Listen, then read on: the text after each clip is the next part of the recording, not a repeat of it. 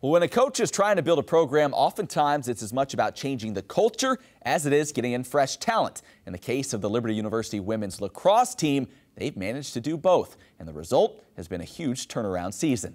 That's the subject of this week's York Report. Turning a sports program around takes a lot of heart, hard work, and perseverance. The story of the 2015 Liberty women's lacrosse team can't be written on wins and losses alone, but more so on where it has come in the last 12 months. After finishing the 2014 season 2-16, head coach Kelly Nangle said her team was ready to turn the page to begin preparing for 2015. When we met with the girls at the end of the year, individually going into the summer, they were all fired up, which I'm like, okay, you know, we're doing something right if these girls are all on board when we just won 2 of 18 games. So that was really helpful because they knew going into the summer how important the off-season is. The Lady Flames began to lay the foundation for this season with a rigorous off-season training program that would push them to limits they didn't know they could reach.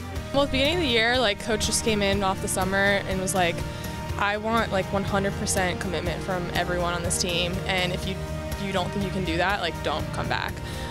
So I think a lot of the girls kind of reevaluated what we did last year and was like, we don't want to feel like that again. We don't want to be that team. And everyone just kind of turned it around, and from fall ball and conditioning every single day, we just really worked hard for this moment now. After loss to Elon on March 28th, Liberty's record was 2-8. The next 2 games were at home against Campbell and Coastal Carolina, would help reverse the Lady Flames' fortunes. It was tough, and I knew all along, I knew what we were doing and what we were planning on accomplishing, but the girls, they're like, oh, here we are again, 2-8. Doesn't matter, we played some good games, but we're still 2-8. So I think they finally, you could see them start to kind of be like, okay, this is actually real after we had those first 2 conference wins. Liberty would go on to win 5 in a row and clinch the Big South's #2 seed in the conference tournament.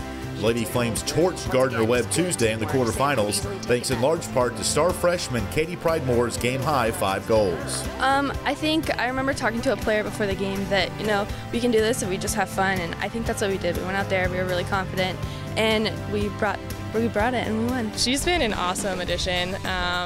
It's been really fun to play with her. I heard about her coming in and I wasn't sure if I was coming back or not, so I'm excited that I did and had the chance to play with her. She's just that quiet, under the radar superstar.